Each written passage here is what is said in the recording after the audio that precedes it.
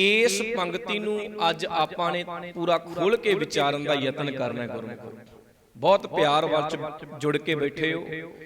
गुरु अमरदास महाराज कहंदे आ गल अपने पल्ले बन के लै जाओ कि जे तुसी चाहुंदे हो तुहाडी जिंदगी दे विच अडोलता आ जाए, सहज आ जाए ते परमात्मा दी बंदगी करनी है। ते परमात्मा दी बंदगी गुरमुख प्यार वालिओ गुरु अमरदास जी कहंदे पूरे गुरु तो बिना हो नहीं सकदी। ये गल अपने पल्ले बन्ने, क्योंकि जिहड़ा अधूरा है हो सकदा वो अपने मन दी मत तुहानूं दस जाए। जिहड़ा अधूरा है तुसी दुनिया दे किसे आम मनुख नूं जाके पुछो कि मैं परमात्मा दी बंदगी किवें करां, ते हो सकदा है वो मनुख कोले अपने आप कोले गुरु दा पूरा ज्ञान ना होवे, वो तुहानूं किसे गलत राह भी पा सकदा है, तुसी किराए पै सकदे हो। इस करके परमात्मा दी बंदगी करन दा जिहड़ा तरीका है ना गुरमुख प्यार वालिओ, वो असीं अपने गुरु कोलों आके पुछना। बहुत वार तुसी वेखो लोकां दे कोलों जदों सुणदे आ ना कि जी परमात्मा दी बंदगी किवें करिए, कोई दुनिया दे विच इत्थे दसदा पिया कि भाई तू इदां करिया कर, 21 पाठ जपजी साहिब दे करिया कर, 51 माला तू मूल मंत्र दियां फेरिया कर, ते जे भोरा पट के बैठ के परमात्मा दी बंदगी करन दा मौका मिल जाए तां इह ते बाहली चंगी गल है। कोई कहंदा भी तू अपने केस किल्ली दे नाल बन के बैठ, लगातार 5-5 6-6 घंटियां दा चौंकड़ा मार, जदों तैनूं नींद आएगी तेरे केस खिच्चे जाणगे, तैनूं दर्द होवेगा ते उसे वेले तू फिर परमात्मा दी याद विच जुड़ जाएगा। कोई कहंदा गुरमुख प्यारिओ जेठ हाड़ दे दिनां विच आके तुसी धूणी तपा लओ, अग दे दुआले बैठ के परमात्मा दी बंदगी करो, अपने शरीर नूं कष्ट देओगे जिन्ना ज्यादा उन्नी परमात्मा दी बंदगी होवेगी। कोई कहंदा पोह दे दिनां दे विच जाके ठंडे पानी नाल उठ के इशनान करिए फिर परमात्मा दी बंदगी हुंदी है। भाव दुनिया दे मत्तां ने, दुनिया दे लोकां ने गुरमुखो आपो अपने तरीके नाल परमात्मा दी बंदगी करन दे तरीके दसे ने, पर एक वारी अपने पूरे गुरु नूं आके पुछण दा यतन करिए, पातशाह तुसी किरपा करो, तुसी रहमत करो, तुसी दसो कि मैं उस अकाल पुरख परमात्मा दी बंदगी किवें करां। भगत कबीर जी दी जदों बाणी पढ़दे आ ना ते भगत कबीर जी ने अपने सलोकां दे विच 2 भगतां दा जिक्र कीता गुरमुख प्यार वालिओ। भगत कबीर जी कहंदे ना भगत नामदेव ते भगत तरलोचन दोनों जाने बैठ के ना आपस विच गल्लां करदे पए आ। भगत नामदेव जी तुहानूं सारिआं नूं पता गुरमुख प्यारिओ कि शिंबिਆਂ ਦੇ घर विच जन्म लिया सी भगत नामदेव जी ने, खड्डी बुणन दा ਉਹ ਕੰਮ ਕਰਦੇ ਸੀ भगत नामदेव जी। ते दोनों जाने बैठे भगत नामदेव ते तरलोचन जी बैठे, ते भगत तरलोचन जी नामदेव नूं कहण लगे, कहंदे तरलोचन तू सारा दिन खड्डी बुणन दा काम करदा रहना, सारा दिन माया दे वस विच पै के इह खड्डी बुणी जांदा रहना, कदे परमात्मा दा नाम भी जप लिया कर, कदे ओहदी बंदगी भी कर लिया कर। आपां भी गुरमुख प्यारिओ बहुत वारी इह गल कहने आ कि जदों वेखदे आ तू खेत ही काम करी जाना है, जदों वेखदे आ तू अपनी किरत विच ही लग्या रहना है, कदे तू भी परमात्मा दी बंदगी कर लिया कर, भाई रब दा नाम ले लिया कर। ते इसे तरीके नाल भगत तरलोचन जी ने नामदेव जी नूं कह दिता भी तुसी सारा दिन ही खड्डी बुणी जांदे हो, कदे रब दा नाम भी जप लिया करो। ते भगत कबीर जी ने अपनी बाणी विच दर्ज कीता, कहंदे नामा माया मोहिया, करो कर सारे किरपा, नामा माया। कहंदे नामदेव जी नूं नामा लिखिआ, कहंदे नामदेव तू माया दे विच सच्ची बाहला फसिया बैठा है। ਇਹ कौन कहता है? कहै तलोचन मीत, करो किरपा कहै तलोचन। भगत तरलोचन जी नामदेव जी नूं कहण लगे, काहे शीपो शायलै, पढ़ो काहे शीपो राम न लावो चीत। कहंदे तू रब नाल चेती नहीं जोड़दा, सारा दिन खड्डी बुणी जाना। हुण अगों भगत नामदेव जी फिर जवाब देण लगे। हुण दोनां दी वार्तालाप किन्नी प्यारी होएगी, आपसी गलबात किन्नी प्यारी होवेगी। ते अगों हुण भगत नामदेव जी कहण लगे, नामा कहै तलोचना। नामदेव जी तरलोचन जी नूं कहण लगे, ਨਾਮਾ ਕਹੈ ਤਲੋਚਣਾ ਮੁਖ ਤੇ ਰਾਮ ਸਮਾਲ। ਕਰੋ ਕਿਰਪਾ ਮੁਖ ਤੇ ਰਾਮ ਹਾਥ ਪਾਉ ਕਰ ਕਾਮ ਸਭ ਚੀਤ ਨਰੰਜਣ। ਹੁਣ ਵੇਖੋ ਕੋਈ ਖੇਤੀਬਾੜੀ ਕਰਨ ਵਾਲੇ ਨੂੰ ਜਾ ਕੇ ਕਵੇ ਵੀ ਸਾਰਾ ਦਿਨ ਖੇਤੀ ਕੰਮ ਕਰੀ ਜਾਂਦਾ, ਰੱਬ ਦਾ ਨਾਮ ਹੀ ਜਪ ਲਿਆ ਕਰ, ਤੇ ਅੱਗੋਂ ਹੋ ਸਕਦਾ ਉਹ ਖੇਤੀਬਾੜੀ ਕਰਨ ਵਾਲਾ ਜਦੋਂ ਰੇਹ ਪਾਉਂਦਾ ਉਦੋਂ ਵੀ ਰੱਬ ਨੂੰ ਚੇਤੇ ਰੱਖਦਾ ਹੈ, ਜਦੋਂ ਖੇਤ ਪਾਣੀ ਲਾ ਰਿਹਾ ਉਦੋਂ ਵੀ ਉਸ ਮਾਲਕ ਨੂੰ ਸੁਰਤ ਵਿੱਚ ਰੱਖੀ ਬੈਠਾ ਹੈ। ਭਾਵ ਹੁਣ ਉਹ ਅੱਗੋਂ ਇਹ ਗੱਲ ਕਵੇ ਕਿ ਨਹੀਂ ਭਾਈ, ਪਰਮਾਤਮਾ ਨੇ ਕਿਤੇ ਇਹ ਗੱਲ ਨਹੀਂ ਕਹੀ ਕਿ ਰੱਬ ਦਾ ਨਾਮ ਜਪਣ ਦੇ ਲਈ ਤੈਨੂੰ ਆਪਣੀ ਕਿਰਤ ਛੱਡਣੀ ਜ਼ਰੂਰੀ ਹੈ। ਧਿਆਨ ਕਰਿਓ ਪਿਆਰਿਓ, ਗੁਰਬਾਣੀ ਵਿੱਚ ਗੁਰਮੁਖੋ ਕਿਤੇ ਇਹ ਗੱਲ ਨਹੀਂ ਆਉਂਦੀ ਕਿ ਪਰਮਾਤਮਾ ਦਾ ਨਾਮ ਜਪਣ ਦੇ ਲਈ ਤੈਨੂੰ ਆਪਣੀ ਕਿਰਤ ਕਮਾਈ ਛੱਡਣੀ ਜ਼ਰੂਰੀ ਹੈ, ਤੁਹਾਨੂੰ ਆਪਣੀ ਪੜ੍ਹਾਈ ਛੱਡਣੀ ਜ਼ਰੂਰੀ ਹੈ। ਨਹੀਂ, ਗੁਰੂ ਸਾਹਿਬ ਕਹਿੰਦੇ ਪੁੱਤ ਨਾਮਾ ਕਹੈ ਤਲੋਚਣਾ ਮੁਖ ਤੇ ਰਾਮ ਸੰਭਾਲ ਹਾਥ ਪਾਉ ਕਰ ਕਾਮ ਸਭ ਚੀਤ ਨਰੰਜਣ। ਮਿਹਨਤ ਕਰਦਾ ਕਰਦਾ ਨਾਲ ਨਾਲ ਪ੍ਰਮਾਤਮਾ ਦੀ ਬੰਦਗੀ ਕਰਿਆ ਕਰ। ਹੁਣ ਅੱਗੇ ਜਦੋਂ ਵਾਰਤਾਲਾਪ ਵਧੀ, ਆਪਸ ਵਿੱਚ ਗੱਲਬਾਤ ਚੱਲੀ ਨਾ, ਤੇ ਜਦੋਂ ਭਗਤ ਤਰਲੋਚਨ ਜੀ ਨੂੰ ਫੇਰ ਵੀ ਇਸ ਗੱਲ ਦੀ ਸਮਝ ਨਾ ਪਈ ਤੇ ਭਗਤ ਨਾਮਦੇਵ ਜੀ ਨੇ ਕੁਝ ਉਦਾਹਰਨਾਂ ਦਿੱਤੀਆਂ ਫਿਰ ਭਗਤ ਤਰਲੋਚਨ ਜੀ ਨੂੰ। ਹੁਣ ਕੀ ਵਾਰਤਾਲਾਪ ਹੋਈ, ਤਵੱਜੋ ਦੇ ਕੇ ਸੁਣਿਓ ਤੇ ਇਹਦੇ ਵਿੱਚੋਂ ਆਪਾਂ ਵੀ ਸਿੱਖਿਆ ਲੈਣੀ ਹੈ ਕਿ ਅਖੀਰ ਫਿਰ ਭਗਤ ਤਰਲੋਚਨ ਜੀ ਨੇ ਕਿਵੇਂ ਪਰਮਾਤਮਾ ਦੀ ਬੰਦਗੀ ਕੀਤੀ ਤੇ ਆਪਾਂ ਵੀ ਉਸ ਤਰੀਕੇ ਨਾਲ ਪਰਮਾਤਮਾ ਦੀ ਬੰਦਗੀ ਕਰੀਏ। ਭਗਤ ਨਾਮਦੇਵ ਜੀ ਤੋਂ ਸਿੱਖਿਆ ਲੈ ਕੇ ਭਗਤ ਤਰਲੋਚਨ ਜੀ ਨੇ ਐਸੀ ਪਰਮਾਤਮਾ ਦੀ ਬੰਦਗੀ ਕੀਤੀ ਗੁਰਮੁਖੋ ਕਿ ਅੱਜ ਜਦੋਂ ਧੰਨ ਗੁਰੂ ਨਾਨਕ ਸਾਹਿਬ ਨੂੰ ਤੁਸੀਂ ਆ ਕੇ ਮੱਥਾ ਟੇਕਦੇ ਹੋ ਨਾ, ਜਦੋਂ ਗੁਰੂ ਗ੍ਰੰਥ ਸਾਹਿਬ ਜੀ ਨੂੰ ਆ ਕੇ ਮੱਥਾ ਟੇਕਦੇ ਹੋ ਤੇ ਗੁਰਮੁਖੋ ਉਦੋਂ ਭਗਤ ਤਰਲੋਚਨ ਜੀ ਦੇ ਅੱਗੇ ਵੀ ਆ ਕੇ ਸਿਰ ਝੁਕ ਜਾਂਦਾ ਹੈ। ਭਾਵ ਪੂਰੇ ਗੁਰੂ ਤੋਂ ਮੱਤ ਲੈ ਕੇ ਕੀਤੀ ਹੋਈ ਬੰਦਗੀ ਤੁਹਾਨੂੰ ਕਦੇ ਖੁਆਰ ਨਹੀਂ ਹੋਣ ਦੇਵੇਗੀ ਗੁਰਮੁਖ ਪਿਆਰਿਓ, ਤੁਹਾਨੂੰ ਅੱਧ ਵਿਚਕਾਰੇ ਲਟਕਣ ਨਹੀਂ ਦੇਵੇਗੀ ਪੂਰੇ ਗੁਰੂ ਤੋਂ ਮੱਤ ਲੈ ਕੇ ਕੀਤੀ ਹੋਈ ਬੰਦਗੀ।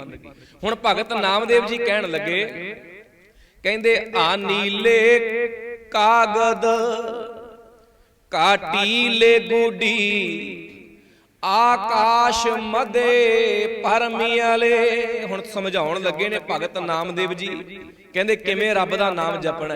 ਕਹਿੰਦੇ ਜਿਵੇਂ ਇੱਕ ਬੱਚਾ ਦੁਕਾਨ ਤੋਂ ਜਾ ਕੇ ਕਾਗਜ਼ ਦਾ ਟੁਕੜਾ ਲਿਆਉਂਦਾ ਹੈ, ਆਪਣੇ ਮਾਂ-ਬਾਪ ਤੋਂ ਪੈਸੇ ਲਏ, ਤਵੱਜੋ ਦੇ ਕੇ ਬੇਨਤੀ ਸੁਣਿਓ ਗੁਰੂ ਪਿਆਰਿਓ, ਆਨੀਲੇ ਕਾਗਜ਼ ਲਿਆਂਦਾ, ਕਾਟੀਲੇ ਗੁੱਡੀ ਕੱਟ ਕੇ ਉਹਦੀ ਗੁੱਡੀ ਬਣਾ ਲਈ, ਉਹਦੀ ਪਤੰਗ ਬਣਾ ਲਈ, ਆਕਾਸ਼ ਮਦੇ ਭਰਮੀ ਵਾਲੇ ਆਕਾਸ਼ ਦੇ ਵਿੱਚ ਹਵਾ ਦੇ ਵਿੱਚ ਉਹਨੇ ਪਤੰਗ ਉਡਾਉਣੀ ਆਰੰਭ ਕਰ ਦਿੱਤੀ। ਪੰਜ ਜਨਾਸਿਓ ਬਾਤ ਬਤਊਆ ਚੀਤ ਸੋ ਡੋਰੀ ਰਾਖੀ ਵਾਲੇ। ਬਾਹਰੋਂ ਦੋਸਤ ਚੱਲ ਕੇ ਆਏ ਆ, ਦੋਸਤਾਂ ਨੇ ਆ ਕੇ ਆਵਾਜ਼ ਮਾਰੀ ਕਿ ਮਿੱਤਰ ਪਿਆਰੇ ਸਾਨੂੰ ਵੀ ਤੇਰੇ ਨਾਲ ਦੀ ਪਤੰਗ ਚਾਹੀਦੀ ਹੈ, ਤੇਰੇ ਨਾਲ ਦੀ ਡੋਰੀ ਚਾਹੀਦੀ ਹੈ, ਅਸੀਂ ਵੀ ਪਤੰਗ ਉਡਾਉਣੀ ਹੈ। ਹੁਣ ਉਸ ਬੱਚੇ ਨੇ ਪਤੰਗ ਉਡਾਉਂਦਿਆਂ ਉਡਾਉਂਦਿਆਂ ਆਪਣੇ ਦੋਸਤਾਂ ਨੂੰ ਕਹਿ ਦਿੱਤਾ ਕਿ ਦੁਕਾਨ ਤੇ ਜਾਓ, ਕਾਗਜ਼ ਦਾ ਟੁਕੜਾ ਲੈ ਆਓ ਤੇ ਉੱਥੋਂ ਕਾਗਜ਼ ਦਾ ਟੁਕੜਾ ਲਿਆ ਕੇ ਉਹਦੀ ਪਤੰਗ ਬਣਾ ਕੇ ਤੁਸੀਂ ਹਵਾ ਦੇ ਵਿੱਚ ਉਡਾਉਣੀ ਆਰੰਭ ਕਰ ਦਿਓ। ਬੱਚਿਆਂ ਨੇ ਆਪਣੇ ਦੋਸਤ ਦੀ ਗੱਲ ਮੰਨੀ ਤੇ ਚਲੇ ਗਏ। ਕੁਝ ਸਮਾਂ ਲੰਘਿਆ, ਫਿਰ ਮਾਂ ਨੇ ਆਵਾਜ਼ ਮਾਰੀ। ਮਾਂ ਕਹਿਣ ਲੱਗੀ, ਪੁੱਤ ਪ੍ਰਸ਼ਾਦਾ ਤਿਆਰ ਹੋ ਚੁੱਕਿਆ ਹੈ, ਤੁਸੀਂ ਥੱਲੇ ਆ ਕੇ ਪ੍ਰਸ਼ਾਦਾ ਛਕ ਲਓ। ਪੁੱਤਰ ਨੇ ਪਤੰਗ ਉਡਾਉਂਦਿਆਂ ਉਡਾਉਂਦਿਆਂ ਫਿਰ ਜਵਾਬ ਦੇ ਦਿੱਤਾ ਕਿ ਮਾਂ ਮੈਂ 10 ਮਿੰਟਾਂ ਨੂੰ ਆ ਕੇ ਪ੍ਰਸ਼ਾਦਾ ਛਕਦਾ, ਉਹਨਾਂ ਸਮਾਂ ਪਰਿਵਾਰ ਦੇ ਬਾਕੀ ਮੈਂਬਰਾਂ ਨੂੰ ਪ੍ਰਸ਼ਾਦਾ ਛਕਾ ਦਿਓ। ਭਗਤ ਨਾਮਦੇਵ ਜੀ ਕਹਿੰਦੇ ਗੁਰਮੁਖੋ ਬੱਚੇ ਨੇ ਆਪਣੇ ਦੋਸਤਾਂ ਨਾਲ ਵੀ ਗੱਲ ਕਰ ਲਈ, ਬੱਚੇ ਨੇ ਆਪਣੀ ਮਾਂ ਨਾਲ ਵੀ ਗੱਲ ਕਰ ਲਈ, ਪਰ ਚਿੱਤ ਕਾਹਦੇ ਵਿੱਚ ਰੱਖਿਆ? ਇੱਕ ਵਾਰੀ ਸਾਰੇ ਆਖੋ, ਚੀਤ ਸੋ ਡੋਰੀ ਰਾਖੀ ਵਾਲੇ। ਚਿੱਤ ਪਤੰਗ ਦੇ ਵਿੱਚ ਰੱਖਿਆ, ਚਿੱਤ ਆਪਣਾ ਡੋਰੀ ਦੇ ਵਿੱਚ ਰੱਖਿਆ। ਇਸੇ ਤਰ੍ਹਾਂ ਭਗਤ ਨਾਮਦੇਵ ਜੀ ਕਹਿੰਦੇ ਮਨ ਰਾਮ ਨਾਮਾ ਬੇਦੀ ਵਾਲੇ, ਐ ਮੇਰੇ ਮਨ ਆਪਣੇ ਆਪ ਨੂੰ ਪਰਮਾਤਮਾ ਦੇ ਨਾਮ ਵਿੱਚ ਇਉਂ ਬੰਨ ਕੇ ਰੱਖ ਜੈਸੇ ਕਨਕ ਕਲਾ ਚਿਤ ਮਾਂਡੀ ਵਾਲੇ। ਗੁਰਮੁਖੋ ਕਨਕ ਦਾ ਮਤਲਬ ਹੁੰਦਾ ਸਿਉਣਾ ਤੇ ਕਲਾ ਦਾ ਮਤਲਬ ਹੁੰਦਾ ਹੁਨਰ। ਜਿਹੜੇ ਮਨੁੱਖ ਕੋਲੇ ਸਿਉਣੇ ਨੂੰ ਵੱਖੋ ਵੱਖਰੀਆਂ ਸ਼ਕਲਾਂ ਦੇ ਵਿੱਚ ਢਾਲਣ ਦਾ ਗੁਣ ਹੋਵੇ, ਹੁਨਰ ਹੋਵੇ। ਆਪਾਂ ਜਿਵੇਂ ਕਹਿ ਦਿੰਨੇ ਆ ਸੁਨਿਆਰ ਵੀਰ ਕਹਿ ਲੋ, ਜਿਹੜੇ ਸੁਨਿਆਰੇ ਸਿਉਣੇ ਦਾ ਕੰਮ ਕਰਦੇ ਆ। ਕਹਿੰਦੇ ਸੁਨਿਆਰੇ ਤੋਂ ਮਤ ਲੈ ਲਾ ਕਿ ਉਹ ਕਿਵੇਂ ਕੰਮ ਕਰਦਾ, ਤੂੰ ਉਵੇਂ ਪ੍ਰਮਾਤਮਾ ਦੀ ਬੰਦਗੀ ਕਰਿਆ ਕਰ। ਕਹਿਣ ਲੱਗੇ ਜੈਸੇ ਜਿਵੇਂ ਕਨਕ ਕਲਾ ਚਿੱਤ ਮਾਂਡੀ ਵਾਲੇ। ਜਦੋਂ ਤੁਸੀਂ ਕਦੇ ਸੁਨਿਆਰੇ ਦੀ ਦੁਕਾਨ ਤੇ ਜਾਓ ਨਾ ਗੁਰਮਖੋ, ਤੁਸੀਂ ਉੱਥੇ ਵੇਖਿਓ ਜਿਹੜਾ ਸੁਨਿਆਰ ਵੀਰ ਹੁੰਦਾ ਹੈ ਨਾ, ਉਹਦੀ ਅੱਖ ਦੇ ਉੱਪਰ ਜਿਹੜੀ ਐਨਕ ਲੱਗੀ ਹੁੰਦੀ ਹੈ ਨਾ, ਉਹ ਆਪਣੀ ਐਨਕ ਨੂੰ ਹਮੇਸ਼ਾ ਆਪਣੇ ਨੱਕ ਦੇ ਅਗਲੇ ਭਾਗ ਤੇ ਲਾ ਕੇ ਰੱਖਦਾ, ਬਿਲਕੁਲ ਅੱਗੇ ਲਾ ਕੇ ਰੱਖਦਾ। ਉਹਦਾ ਕੀ ਕਾਰਨ ਹੈ ਕਿ ਜਦੋਂ ਉਹ ਦੁਕਾਨ ਤੇ ਬੈਠਾ ਗਹਿਣੇ ਤਿਆਰ ਕਰ ਰਿਹਾ ਹੁੰਦਾ ਨਾ, ਤੇ ਉਹਦੇ ਸਾਹਮਣੇ ਗ੍ਰਾਹਕ ਵੀ ਬੈਠਾ ਹੁੰਦਾ ਤੇ ਗਹਿਣਾ ਵੀ ਤਿਆਰ ਕਰੀ ਜਾਂਦਾ ਹੈ। ਉਹ ਐਨਕ ਨੂੰ ਆਪਣੇ ਨੱਕ ਦੇ ਅਗਲੇ ਭਾਗ ਤੇ ਇਸ ਕਰਕੇ ਲਾ ਕੇ ਰੱਖਦਾ ਹੈ ਕਿ ਜਦੋਂ ਅੱਖਾਂ ਨੀਵੀਆਂ ਕਰਕੇ ਕੰਮ ਕਰੇ, ਉਹਦਾ ਉਹਦੀ ਅੱਖਾਂ ਐਨਕਾਂ ਦੇ ਰਾਹੀਂ ਉਹਦੀ ਨਜ਼ਰ ਗਹਿਣੇ ਦੇ ਵਿੱਚ ਰਵੇ। ਭਾਵ ਐਨਕਾਂ ਦੇ ਰਾਹੀਂ ਨਜ਼ਰ ਗਹਿਣੇ ਦੇ ਵਿੱਚ ਰੱਖਦਾ ਹੈ ਤੇ ਨਾਲੇ ਸਾਹਮਣੇ ਬੈਠੇ ਗ੍ਰਾਹਕ ਦੇ ਨਾਲ ਗੱਲ ਕਰੀ ਜਾਂਦਾ ਹੈ। ਭਗਤ ਨਾਮਦੇਵ ਜੀ ਕਹਿੰਦੇ ਜਿਵੇਂ ਸੁਨਿਆਰਾ ਹੱਥਾਂ ਦੇ ਨਾਲ ਗਹਿਣੇ ਤਿਆਰ ਕਰੀ ਜਾਂਦਾ ਹੈ ਤੇ ਜ਼ੁਬਾਨ ਦੇ ਨਾਲ ਸਾਹਮਣੇ ਬੈਠੇ ਗ੍ਰਾਹਕ ਨਾਲ ਗੱਲ ਕਰੀ ਜਾਂਦਾ ਹੈ, ਤੂੰ ਵੀ ਉਹਦੇ ਤੋਂ ਸਿੱਖਿਆ ਲੈ ਲਾ ਕਿ ਆਪਣੀ ਕਿਰਤ ਕਮਾਈ ਕਰਦਾ ਕਰਦਾ ਪ੍ਰਮਾਤਮਾ ਨੂੰ ਯਾਦ ਰੱਖਿਆ ਕਰ। ਆਖੋ ਸਤਨਾਮ। ਕਿੰਨੀ ਪਿਆਰੀ ਉਦਾਹਰਨ ਦਿੱਤੀ। ਅੱਗੇ ਜਾ ਕੇ ਕਹਿਣ ਲੱਗੇ, ਤੀਜੀ ਉਦਾਹਰਨ ਸੁਣਿਓ ਗੁਰਮੁਖ ਪਿਆਰ ਵਾਲਿਓ। ਭਗਤ ਨਾਮਦੇਵ ਜੀ ਕਹਿਣ ਲੱਗੇ ਆਨੀਲੇ ਕੁੰਭ ਭਰਾਈ ਲੈ ਉਦਕ ਰਾਜ ਕੁਵਾਰ ਪੁਰੰਦਰੀਏ। ਕੁਝ ਔਰਤਾਂ ਕੁਝ ਭੈਣਾਂ ਇਕੱਠੀਆਂ ਹੋਈਆਂ, ਉਹਨਾਂ ਨੇ ਕੁਝ ਘੜੇ ਲੈ ਲਏ, ਕੁਝ ਤੌੜੇ ਲੈ ਲਏ। ਘੜੇ ਤੇ ਤੌੜੇ ਲੈ ਕੇ ਨਾ ਉਹ ਖੂਹ ਤੇ ਪਾਣੀ ਭਰਨ ਵਾਸਤੇ ਚਲੀਆਂ ਗਈਆਂ। ਪੁਰਾਤਨ ਸਮਿਆਂ ਵਿੱਚ ਪਿੰਡ ਵਿੱਚ ਕੋਈ ਇੱਕ ਜਾਂ ਦੋ ਖੂਹ ਹੁੰਦੇ ਤੇ ਆਪਾਂ ਸਾਰੇ ਸਮਝਦੇ ਆ ਵੀ ਪਾਣੀ ਉੱਥੋਂ ਭਰਨ ਵਾਸਤੇ ਜਾਇਆ ਜਾਂਦਾ ਸੀ। ਉਹ ਭੈਣਾਂ ਜਦੋਂ ਪਾਣੀ ਭਰਨ ਵਾਸਤੇ ਪਹੁੰਚਦੀਆਂ ਨਾ, ਉਥੋਂ ਪਾਣੀ ਦੇ ਘੜੇ ਭਰ ਕੇ ਆਪਣੇ ਸਿਰ ਦੇ ਉੱਤੇ ਰੱਖ ਕੇ ਜਦੋਂ ਵਾਪਸ ਆਉਂਦੀਆਂ ਨੇ ਗੁਰਮੁਖ ਪਿਆਰਿਓ, ਵਾਪਸ ਆਉਂਦੀਆਂ ਉਹ ਭੈਣਾਂ ਆਪਸ ਵਿੱਚ ਗੱਲਾਂ ਵੀ ਕਰਦੀਆਂ ਆਉਂਦੀਆਂ, ਹੱਸਦੀਆਂ ਖੇਡਦੀਆਂ, ਵਿਚਾਰਾਂ ਵੀ ਸਾਂਝੀਆਂ ਕਰਦੀਆਂ ਆਉਂਦੀਆਂ। ਪਰ ਨਾਮਦੇਵ ਜੀ ਕਹਿੰਦੇ ਚਿੱਤ ਕਾਹਦੇ ਵਿੱਚ ਰੱਖਦੀਆਂ? ਕਹਿੰਦੇ ਚੀਤ ਸੋ ਗਾਗਰ ਰਾਖੀ ਵਾਲੇ। ਗੱਲਾਂ ਵੀ ਕਰਦੀਆਂ ਆਉਂਦੀਆਂ, ਹੱਸਦੀਆਂ ਖੇਡਦੀਆਂ ਵੀ ਆਉਂਦੀਆਂ, ਪਰ ਘੜੇ ਦੇ ਵਿੱਚੋਂ ਪਾਣੀ ਦੀ ਬੂੰਦ ਡੁੱਲਣ ਨਹੀਂ ਦਿੰਦੀਆਂ। ਕਿਉਂ? ਕਿਉਂਕਿ ਧਿਆਨ ਉਹਨਾਂ ਦਾ ਆਪਣੇ ਗੁਰਮੁਖੋ ਘੜੇ ਦੇ ਵਿੱਚ ਹੀ ਹੈ। ਅੱਗੇ ਜਾ ਕੇ ਭਗਤ ਨਾਮਦੇਵ ਜੀ ਕਹਿਣ ਲੱਗੇ, ਕਹਿੰਦੇ ਮੰਦਰ ਇੱਕ ਘਰ ਹੈ ਏਦਾਂ ਦਾ, ਦੁਆਰ 10 ਜਾ ਕੇ, 10 ਉਹਦੇ ਦਰਵਾਜ਼ੇ ਆ, 10 ਬੂਹੇ ਆ। ਮੰਦਰ ਇੱਕ ਦੁਆਰ 10 ਜਾ ਕੇ ਗਊ ਚਰਾਵਨ ਛਾਡੀ ਵਾਲੇ। ਕਰਸਾਨ ਨੇ ਕੀ ਕੀਤਾ? ਗਾਵਾਂ ਨੂੰ ਚਾਰਨ ਵਾਸਤੇ ਆਪਣੇ ਘਰੋਂ ਬਾਹਰ ਲੈ ਗਿਆ। ਹੁਣ ਕਰਸਾਨ ਨੇ ਗਾਵਾਂ ਖੋਲੀਆਂ ਤੇ ਚਾਰਨ ਵਾਸਤੇ ਘਰੋਂ ਬਾਹਰ ਲੈ ਗਿਆ। 5 ਕੋਸ ਪਰ ਗਊ ਚਰਾਵਤ। ਕਰੋ ਸਾਰੇ ਕਿਰਪਾ। 5 ਕੋਸ ਪਰ ਗਾਵਾਂ ਚਰਦੀਆਂ ਚਰਦੀਆਂ ਨਾ 5 ਕੋਹ ਦੂਰ ਚਲੀਆਂ ਗਈਆਂ, ਘਰੋਂ ਬਹੁਤ ਦੂਰ ਚਲੀਆਂ ਗਈਆਂ, ਤੇ ਗਾਵਾਂ ਦਾ ਜਿਹੜਾ ਬਸ਼ਰਾ ਹੈ ਉਹ ਘਰੇ ਰਹਿ ਗਿਆ। 5 ਕੋਸ ਪਰ ਗਊ ਚਰਾਵਤ। ਤੇ ਜਦੋਂ ਸ਼ਾਮ ਦਾ ਵੇਲਾ ਹੋਇਆ, ਕਰਸਾਨ ਨੇ ਸੋਚਿਆ ਵੀ ਚਲੋ ਦੂਰ ਆ ਗਏ ਆ, ਇੱਥੇ ਹੀ ਆ ਕੇ ਆਪਾਂ ਧਾਰ ਕੱਢ ਲੈਨੇ ਆ, ਚੋ ਲੈਨੇ ਆ। ਤੇ ਭਗਤ ਨਾਮਦੇਵ ਜੀ ਕਹਿੰਦੇ ਗਾਂ ਬੇਸ਼ੱਕ 5 ਕੋਹ ਦੂਰ ਚਲੀ ਜਾਏ, ਪਰ ਚੀਤ ਸੋ ਬਸ਼ਰਾ ਰਾਖੀ ਵਾਲੇ। ਚਿੱਤ ਵਿੱਚ ਆਪਣੇ ਬੱਚੇ ਨੂੰ ਰੱਖਦੀ ਹੈ। ਭਾਵ ਚਰਦੀ ਚਰਦੀ ਬੇਸ਼ੱਕ 5 ਕੋਹ ਦੂਰ ਆ ਗਈ, ਪਰ ਆਪਣੇ ਬੱਚੇ ਨੂੰ ਦੁੱਧ ਪਿਆਉਣਾ ਬਿਲਕੁਲ ਵੀ ਭੁੱਲੀ ਨਹੀਂ ਹੈ। ਯਾਦ ਉਹਨੇ ਆਪਣੇ ਬੱਚੇ ਨੂੰ ਦੁੱਧ ਪਿਆਉਣਾ ਰੱਖਿਆ। ਅਖੀਰਲੀ ਉਦਾਹਰਨ ਦਿੱਤੀ ਭਗਤ ਨਾਮਦੇਵ ਜੀ ਨੇ। ਕਹਿਣ ਲੱਗੇ ਕਹਿਤ ਨਾਮ ਦਿਓ ਸੁਣੋ ਤਲੋਚਨ। ਭਗਤ ਨਾਮਦੇਵ ਜੀ ਹੁਣ ਤਰਲੋਚਨ ਨੂੰ ਕਹਿਣ ਲੱਗੇ, ਕਹਿੰਦੇ ਐ ਪਿਆਰੇ ਧਿਆਨ ਦੇ ਕੇ ਸੁਣ। ਕਹਿਤ ਨਾਮ ਦਿਓ ਸੁਣੋ ਤਲੋਚਨ ਬਾਲਕ ਪਾਲਨ ਪੌੜੀ ਵਾਲੇ। ਜਿਹੜੀ ਮਾਂ ਹੁੰਦੀ ਹੈ ਨਾ, ਮਾਂ ਜਦੋਂ ਉਹਦੀ ਬੁੱਕਲ ਦੇ ਵਿੱਚ ਬੱਚਾ ਬਹੁਤ ਛੋਟੀ ਉਮਰ ਦਾ ਹੁੰਦਾ ਹੈ ਨਾ, ਤੇ ਮਾਂ ਕੀ ਕਰਦੀ ਹੈ? ਅੱਜ ਕੱਲ ਤੇ ਨਹੀਂ, ਤੁਹਾਨੂੰ ਸਾਰਿਆਂ ਨੂੰ ਪਤਾ ਵੀ ਪੁਰਾਣੇ ਸਮੇਂ ਦੇ ਵਿੱਚ ਮੰਜੇ ਦੀ ਬਾਹੀ ਦੇ ਨਾਲ ਇੱਕ ਕੱਪੜਾ ਬੰਨ ਕੇ ਭੰਗੂੜਾ ਤਿਆਰ ਕਰ ਦਿੱਤਾ ਜਾਂਦਾ ਸੀ। ਅੱਜ ਕੱਲ ਆਰਟੀਫੀਸ਼ੀਅਲ ਬਣੇ ਬਣਾਏ ਆ ਜਾਂਦੇ ਨੇ। ਮਾਂ ਕੀ ਕਰਦੀ ਆ, ਆਪਣੇ ਬੱਚੇ ਨੂੰ ਦੁੱਧ ਛਕਾ ਕੇ ਉਹਦੀ ਖੁਰਾਕ ਪੂਰੀ ਕਰਕੇ ਨਾ ਬੱਚੇ ਨੂੰ ਭੰਗੂੜੇ ਦੇ ਵਿੱਚ ਪਾ ਦਿੰਦੀ ਹੈ ਤੇ ਆਪ ਜਾ ਕੇ ਆਪਣੇ ਘਰ ਦੇ ਕੰਮਾਂ ਵਿੱਚ ਲੱਗ ਜਾਂਦੀ ਹੈ। ਧਾਰਾਂ ਚੋਣ ਲੱਗ ਗਈ, ਗੋਹਾ ਕੂੜਾ ਕਰਨ ਲੱਗ ਪਈ, ਝਾੜੂ ਪੋਚਾ ਕਰਨ ਲੱਗ ਪਈ। ਕਹਿਣ ਲੱਗੇ ਕਹਿਤ ਨਾਮ ਦਿਓ ਸੁਣੋ ਤਲੋਚਣ, ਬਾਲਕ ਪਾਲਣ ਪੌੜੀ ਵਾਲੇ। ਮਾਂ ਆਪਣੇ ਬੱਚੇ ਨੂੰ ਉਸ ਭੰਗੂੜੇ ਦੇ ਵਿੱਚ ਪਾ ਕੇ ਚਲੀ ਜਾਂਦੀ ਹੈ। ਅੰਤਰ ਬਾਹਰ ਕਾਜ ਵਿਰੋਧੀ, ਇੱਕ ਵਾਰੀ ਸਾਰੇ ਕਿਰਪਾ ਕਰੋ, ਅੰਤਰ ਬਾਹਰ ਕਾਜ ਵਿਰੋਧੀ, ਭਾਵ ਅੰਦਰ ਤੇ ਬਾਹਰ ਘਰ ਦੇ ਕੰਮਾਂ ਵਿੱਚ ਵਿਅਸਤ ਹੋ ਜਾਂਦੀ ਹੈ, ਘਰ ਦੇ ਕੰਮ ਕਰਨ ਲੱਗ ਪੈਂਦੀ ਹੈ। ਪਰ ਧਾਰਾਂ ਕੱਢਦੀ ਕੱਢਦੀ ਚੀਤ ਸੋ ਬਾਰਕ ਰਾਖੀ ਵਾਲੇ। ਮਾਂ ਬੇਸ਼ੱਕ ਗੁਰਮੁਖੋ ਧਾਰਾਂ ਕੱਢੀ ਜਾਂਦੀ ਹੋਵੇ, ਧਾਰਾਂ ਕੱਢਦੀ ਕੱਢਦੀ ਮਾਂ ਦਾ ਧਿਆਨ ਭੰਗੂੜੇ ਦੇ ਵਿੱਚ ਪਏ ਹੋਏ ਆਪਣੇ ਬੱਚੇ ਵਾਲੇ ਪਾਸੇ ਹੁੰਦਾ ਹੈ। ਆਖੋ ਸਤਨਾਮ। ਦੇਖੋ ਗੁਰਮੁਖੋ, ਭਗਤ ਨਾਮਦੇਵ ਜੀ ਨੇ ਕਿੰਨੀਆਂ ਪਿਆਰੀਆਂ ਉਦਾਹਰਨਾਂ ਦੇ ਕੇ ਸਾਨੂੰ ਸਮਝਾਇਆ।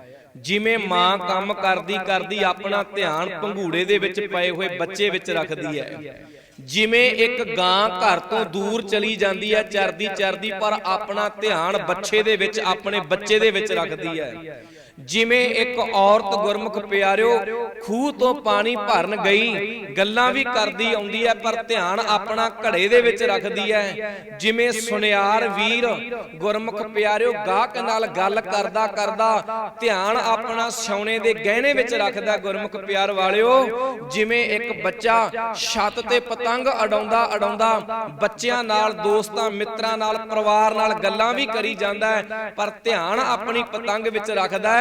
ਕਹਿੰਦੇ ਐ ਭਲੇ ਮਨੁੱਖ, ਤੂੰ ਵੀ ਆਪਣੀ ਜ਼ਿੰਦਗੀ ਦੇ ਕੰਮ ਕਾਜ ਕਰਦਾ ਕਰਦਾ ਆਪਣੀ ਸੁਰਤ ਨੂੰ ਹਮੇਸ਼ਾ ਉਸ ਮਾਲਕ ਦੇ ਵਿੱਚ ਜੋੜ ਕੇ ਰੱਖਿਆ ਕਰ। ਆਖੋ ਸਤਨਾਮ। ਆਹ ਸੀ ਪ੍ਰਮਾਤਮਾ ਦੀ ਬੰਦਗੀ ਗੁਰਮੁਖ ਪਿਆਰ ਵਾਲਿਓ। ਇਹ ਸੀ ਮਾਲਕ ਦਾ ਸਿਮਰਨ, ਉਹਦੀ ਇਬਾਦਤ, ਭਾਵ ਤੂੰ ਜ਼ਿੰਦਗੀ ਦਾ ਕੋਈ ਵੀ ਕਰਮ ਕਰੇ ਨਾ, ਸੁਰਤ ਵਿੱਚ ਉਸ ਮਾਲਕ ਨੂੰ ਯਾਦ ਰੱਖਿਆ ਕਰ, ਭਾਉ ਰੱਖਿਆ ਕਰ, ਨਿਰਮਲ ਭਾਉ ਰੱਖ ਕਿ ਜਿਹੜਾ ਵੀ ਮੈਂ ਕਰਮ ਕਰ ਰਿਹਾ ਕਿਤੇ ਮੇਰਾ ਇਹ ਕਰਮ ਮੇਰੇ ਗੁਰੂ ਦੇ ਸਿਧਾਂਤ ਦੇ ਉਲਟ ਤੇ ਨਹੀਂ ਜਾ ਰਿਹਾ, ਕਿਤੇ ਜਿਹੜਾ ਕੰਮ ਮੈਂ ਹੁਣ ਕਰਾਂਗਾ ਇਹ ਕਰਮ ਕਰਨ ਦੀ ਮੇਰਾ ਗੁਰੂ ਮੈਨੂੰ ਇਜਾਜ਼ਤ ਦਿੰਦਾ ਹੈ ਜਾਂ ਨਹੀਂ ਦਿੰਦਾ। ਗੁਰਮੁਖੋ, ਗੁਰੂ ਦੇ ਹੁਕਮ ਨੂੰ ਜ਼ਿੰਦਗੀ ਦੇ ਵਿੱਚ ਕਮਾ ਲੈਣਾ, ਇਹੀ ਪ੍ਰਮਾਤਮਾ ਦੀ ਬੰਦਗੀ ਹੈ। ਜਿਵੇਂ ਤੁਸੀਂ ਵੇਖੋ, ਸਰਕਾਰੀ ਸਕੂਲਾਂ ਦੇ ਅੱਗੇ ਦੀ ਜਦੋਂ ਲੰਘਦੇ ਹੋ ਨਾ, ਤੇ ਸਕੂਲਾਂ ਦੇ ਬਾਹਰ ਇੱਕ ਗੱਲ ਲਿਖ ਕੇ ਲਾਈ ਹੁੰਦੀ ਹੈ ਵੀ ਸਿੱਖਣ ਲਈ ਆਓ, ਸੇਵਾ ਲਈ ਜਾਓ। ਭਾਵ ਸਕੂਲ ਦੇ ਵਿੱਚੋਂ ਤੁਸੀਂ ਸਿੱਖਿਆ ਲੈਣੀ ਹੈ, ਲੇਕਿਨ ਕਮਾਉਣੀ ਕਿੱਥੇ ਹੈ? ਕਮਾਉਣੀ ਸਮਾਜ ਦੇ ਵਿੱਚ ਜਾ ਕੇ ਆ, ਦੁਨੀਆ ਦੇ ਵਿੱਚ ਜਾ ਕੇ ਹੈ।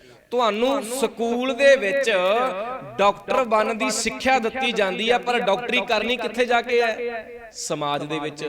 ਸਕੂਲ ਦੇ ਵਿੱਚ ਤੁਹਾਨੂੰ ਇੰਜੀਨੀਅਰ ਬਣਨ ਦੀ ਸਿੱਖਿਆ ਦਿੱਤੀ ਜਾਂਦੀ ਹੈ, ਇੰਜੀਨੀਅਰ ਬਣਾ ਕੇ ਤਿਆਰ ਕੀਤਾ ਜਾਂਦਾ ਹੈ, ਪਰ ਇੰਜੀਨੀਅਰਿੰਗ ਕਰਨੀ ਕਿੱਥੇ ਹੈ? ਸਮਾਜ ਦੇ ਵਿੱਚ ਜਾ ਕੇ ਕਰਨੀ ਹੈ। ਬਿਲਕੁਲ ਉਸ ਤਰੀਕੇ ਨਾਲ ਗੁਰਮੁਖੋ, ਇਹ ਸਿੱਖੀ ਦਾ ਸਕੂਲ ਹੈ। ਇਹ ਜਿਹੜਾ ਗੁਰਦੁਆਰਾ ਹੈ ਨਾ, ਇਹ ਗੁਰੂ ਨਾਨਕ ਦੇ ਘਰ ਦਾ ਸਕੂਲ ਹੈ। ਇਸ ਸਕੂਲ ਦੇ ਵਿੱਚ ਸਿੱਖਿਆ ਦਿੱਤੀ ਜਾਂਦੀ ਹੈ। ਜਿਵੇਂ ਹੁਣ ਆਪਾਂ ਸਾਰੇ ਸਿੱਖਿਆ ਲੈ ਰਹੇ ਹਾਂ, ਇਸ ਸਕੂਲ ਦੇ ਵਿੱਚ ਆ ਕੇ ਸਿੱਖਿਆ ਲੈਣੀ ਹੈ, ਤੇ ਉਹ ਲਈ ਹੋਈ ਸਿੱਖਿਆ ਨੂੰ ਕਮਾਉਣਾ ਕਿੱਥੇ ਹੈ? ਸਮਾਜ ਦੇ ਵਿੱਚ ਜਾ ਕੇ, ਆਪਣੇ ਪਰਿਵਾਰ ਦੇ ਵਿੱਚ ਜਾ ਕੇ। ਉਦਾਹਰਨ ਦੇ ਤੌਰ ਤੇ ਆਪਾਂ ਸਮਾਪਤੀ ਕਰੀਏ ਇੱਕ ਪੰਗਤੀ। ਮੰਨ ਲਓ ਆਪਾਂ ਗੁਰਦੁਆਰਾ ਸਾਹਿਬ ਆਏ ਹਾਂ, ਇਹ ਸਕੂਲ ਹੈ, ਤੇ ਸਕੂਲ ਦੇ ਵਿੱਚ ਆਇਆਂ ਨੂੰ ਸਾਡੇ ਪ੍ਰਿੰਸੀਪਲ ਧੰਨ ਗੁਰੂ ਗ੍ਰੰਥ ਸਾਹਿਬ ਨੇ ਸਿੱਖਿਆ ਦੇ ਦਿੱਤੀ। ਕਿਹੜੀ? ਕਿ ਸਭ ਮਹਿ ਜੋਤ।